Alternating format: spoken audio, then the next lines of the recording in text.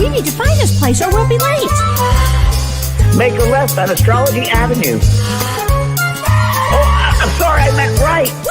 It should be right here at 444 Spirit Way. Oh, turn! It looks like Renee. Yay, we're on time. The James and Kellee Show. Great, let's start the show.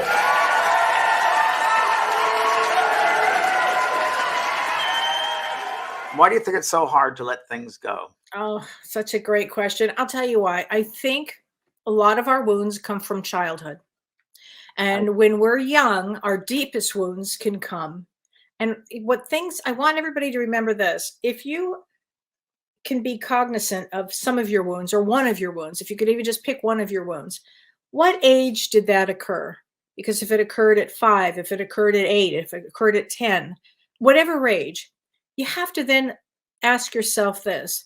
Let's say something happened at 8 and that's why you carry this big chip on your shoulder and that's why you're so angry and that's why whatever. If you could even whittle it down to an age, but I'd like everybody to really look at whatever the wound was, what age.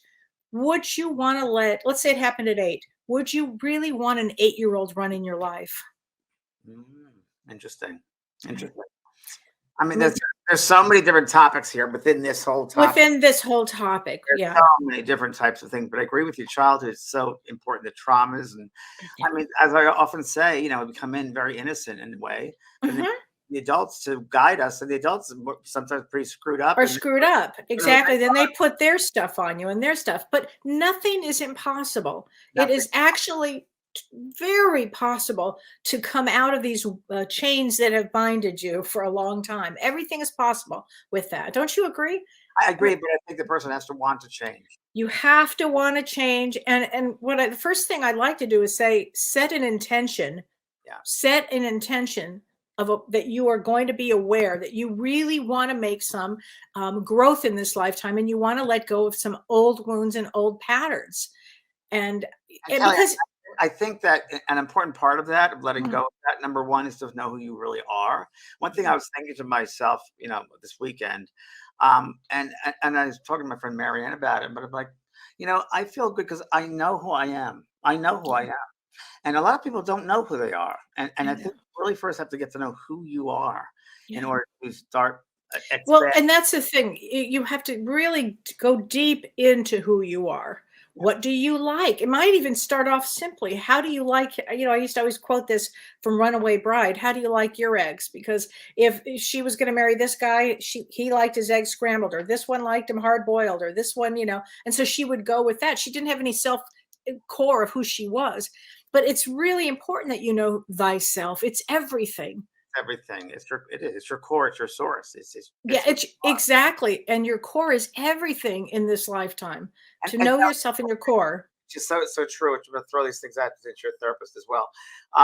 That how many people do you find end up marrying or partnering someone in their parent, one of their parents, the behavior of a parent? I find it's always, at least the first marriage. It always, because it's or James, if it's not a father or mother that you're picking, it's a sibling. Yeah. Particularly if you've had trouble with a sibling. And siblings are just as important as the parents. Yeah. Because they can screw you up just as fast.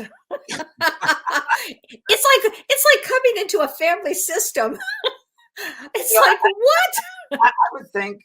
I would think, and I'm saying that this weekend about knowing myself, that it's really a good sense for me that I know who I am. I mean, that's a big statement in that I know that who I am. I'm not, and I'm always going to be learning new things about myself, as we all will. We learn new aspects of ourselves and things that excite us. But I have a good core of who I am. And you're also very open, James, to understanding more about you, about someone, you're extremely non-judgmental and very open to everything. And to learning. And that's the key to life, actually. Stay that way. And you're not judgmental about, if somebody says this or this, you might stop back and you'll think, did I do this? Was it? And then you question things, which is really great. I mean, that's so important. And just remember this, that everything that these wounds stay in your nervous system. Okay, so the reason you want to look at your old wounds is because you want to get it out of your system, basically, so you're not constantly doing this. And there are a few ways to tell that you have an old wound, that an old wound is at play here. And the first one is this: the conflict is constant and it always feels the same. Yeah. Okay. The second one is your emotional reaction to something is intense and out of proportion to like whatever seemed to have caused it. Right. And the third one is your reaction is difficult to shift. Interesting. And when you have you get triggered, you don't even know you get triggered. You could be watching a movie, you get triggered. You could be in a supermarket, somebody says something, you get triggered. But your reaction is always the same. Like trigger points. Trigger points, absolutely. Things that were not dealt with at all. Things that were not dealt with. And that's why it's so important that you look at some of these things. And let me give you some examples, okay, of like what we're talking about. That are bad behaviors or old patterns you just want to let go of. Okay, like staying in or choosing a toxic relationship. You know how you pick people? I always say, take a break, a long break. If you're out of a relationship, don't just jump into one, because you are going to inevitably pick this. And the package may look different, but traditionally it's the same. Okay, so that's one example. Being negative. James, how many times have we just like run from anybody who's negative? Yeah, can't do it. Can't do it. No. No. What about people that are blamers? What about that as an old pattern? Yeah, old pattern. Not taking responsibility. Right, not taking responsibility. Oh, that's a big one. How about rage and anger? Can you even possibly be around anybody that rages? No, I can't. No. Because they haven't worked with themselves at all. They just haven't. And they blame other people for their own stuff. It's like, exactly. Or guilt tripping. How about when people guilt trip? Yeah, they guilt trip. That's one. Judgmental. Like, is this something that you do? Here's an easy one that I find really always sets me off. Somebody who's constantly late. You're so funny, because that's one of the things which ticks me off, is that someone who makes the time to be someplace. Right. You will, if you can't make it or something happens, text them, call them, let them know. I'd say if an electrician come here and he's over the weekend, he goes, I'll see you Monday morning. It's great, 9:00. I'll be great. Never called, never showed up. And at 12:00, I texted the guy and said, are you going to make it today? And he goes, oh no, I was caught up in this other place. I said, well, please let me know when you will show up, because I have to move things around. And it just really goes under. It's so rude. It's so unconscious. I can't stand that one. I mean, what about the responsibility for another person? Like consideration for other people too. Considerate. Yeah, that's so true. Oh my God. I don't like that. Complaining. What about complainers? I had a friend who was a complainer, and you know her. Yes, I do. I did. She had the Jewish guilt thing going on, but one of the things she had going on. But it was a physical thing, and Kellee and I actually she moved on the floor in Chicago. We had to put her along because she fell on the floor. We had to drag her because she couldn't walk or something. Anyway, she complains. Every single conversation was this and that. And I'm like, enough already. And it became victim consciousness. And in consciousness, if you just stay in that role, because people like to have roles, they like to play out these certain roles, and they get the feedback from it. It pays as a payoff. What's the payoff? People feel sorry for me. I get empathy from other people. They look at me and maybe I'm important because I'm a victim. So it's really interesting. I can't be around that. I just cannot be around. And as I get older, I have less patience for it. I don't want to be judgmental with it. I'm not, but I just want to say I don't have patience for it. Life is too short. Yeah, that really does fall. And the person is not growing. I mean, if you're holding on to any of these that we're talking about, you're not growing. And we come to this dimension, as tough as this place is, and it's tough, to grow. To transform. And the other thing I want to mention, James, is we don't want to take this crap of old behaviors into a new year. No, we don't. Like, we're coming to the end of a cycle, into this year. This was a hard year. And we're going to be doing a show on predictions in the next couple of weeks. But I want to read something which I found today. I was researching for a little bit. It said, why is it so hard to let go of things? And the answer was, it was a blog someone wrote, we humans really like to cling to things, even things we know are bad for us. One reason is likely because the more we feel like we know ourselves, the more we like ourselves.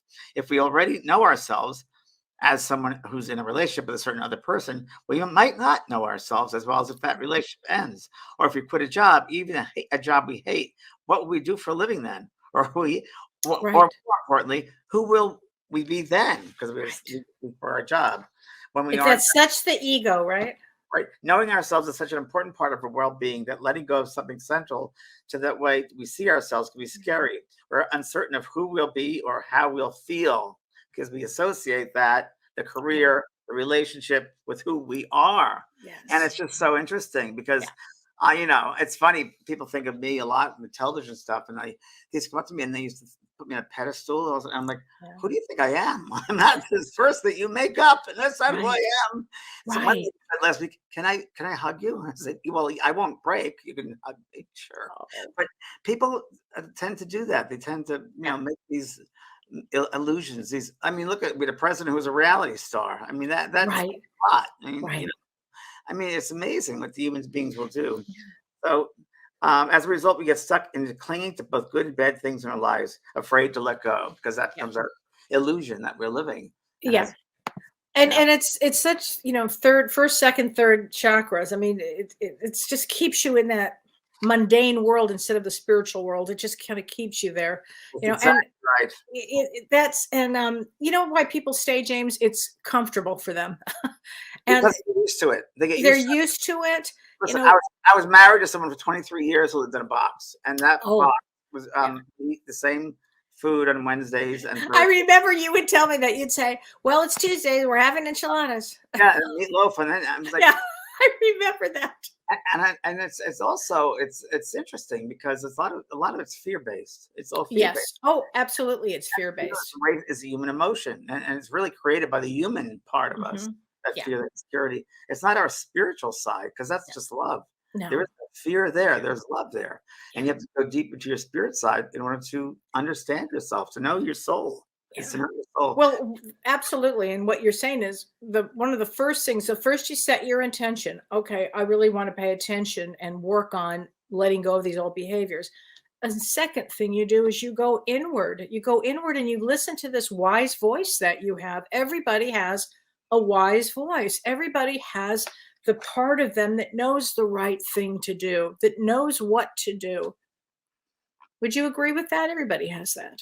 Totally, totally. It's again, get to know yourself. It's Get very to know yourself. Oh you my God. you have to be able to be vulnerable because this is human condition. The human condition Right. on this earth is to feel things, to learn things, not to hold yourself back. Well, absolutely. When you talk about being vulnerable, I said this last week and I'll repeat it. It's worth repeating. If you make yourself vulnerable, what do you risk? You risk being abandoned. By whom? And then you have to really look, are these people you want to be with? Are these people, is this a spouse? Is this a relationship? You have to really look at it like, what are you feeling? And you have to get really comfortable with your feelings because some people, and most people do this, they stuff their feelings down. They stuff them. They don't want to look at them and they just go on with their life. But in the meantime, what's happening is their bodies aren't working right. No. People don't want to be around them. I mean, you have all kinds of issues that come out when you don't look at your behavior. It's also the same thing as we've talked about before about forgiveness. It's the medicine we give ourselves because Yeah. the energy can flow easier. But when you're Yeah. holding on to old issues, guilt, anger, resentment, whatever it might be, you're blocking energy, and that's not natural for us. Oh God, it's definitely not. No, it's definitely not. I have a Um, couple of things I found also about okay. how do you let go of a toxic past. One, Uh, turn letting go of the past into a must. mm, Identify emotional habits, as you mentioned. yeah. Condition your mind. Yeah. Create empowering rituals, which I love Oh, I that. love that. Now let's talk about what a power empowering ritual would be, because Okay. that's a really good tip. Well, for me, I'd say one of those would be visualization of my future, of a happy moment, Oh, and creating happy moments. How will yeah. someone feel when I do something, or and I don't know, Right. just different ways you feel happy about things. Not Hmm. material things you can do for yourself that'll make you happy. What are you passionate about? See Yeah. yourself doing something you're passionate about. That's, Yes. I think is a really is good That's thing. a really good thing. Also, I think it's important that you shift your focus. I thought Hmm. that was one of the important things in my Yeah. life was to become more objective. When something happens, as I do every day now, and it's Mhm. really helped me. So look at this world as a play. as a theater, and I'm just watching what's going on. I'm not getting involved in it. I get involved to a point, but it's really an illusion. I'm watching a play play out, and I'm watching the actors on stage, and I have to interact with these people too. But again, I know who I am, and I'm aware of what's going on. I'm not emotionally into it, but I'm aware of what's happening. So yeah, if the more objective you can be, and you open up your mind that way to possibilities. Teach yourself to be present, because a lot of people live in the past and they Yes. repeat the past or the future. There is no past, there's no future. All there is now. All there is now. So live in the moment now. Learn to live in now, because that's what matters most. And something I also most people can't appreciate. Here we go. Most people can't let go of the past because they don't appreciate their present. Reframing our relationship with our past requires us to stop thinking of how things should be and accept them for what they are. As Dalai Lama said, attachment is the origin, the root of suffering. Hence, it is a cause of suffering. Surround yourself with positive people. And being part of this human condition, it not only is it the world of addictions, but it's also the world of attachments. We've got to let go of attachments in this world, and that's a big thing. It's a big thing, because there's nothing there. All there is love. So it's very interesting. Yeah, the attachment part. And then I thought I said something, Kelly, today as I was looking at this. All of a sudden, it hit me. I think it's a really important thing every day for everybody in a practice to find something every day that you're in awe about. I love that. Something that inspires you, something that you're in awe of. Wow. Like yesterday, I was looking at the cloud formation, like wow. And the other day, I was looking at the tree, the colors of the leaves, and how they fell on the ground, and how beautiful that looks. And just wow, the miracle of life all around us. That we got to be awe-inspired. With changing seasons and those so many different things happen. And don't get so caught up in the inside, but look outside too. So that's the world. And a lot of times, and this is from I think the Oprah show years ago, it's not about you. Yes.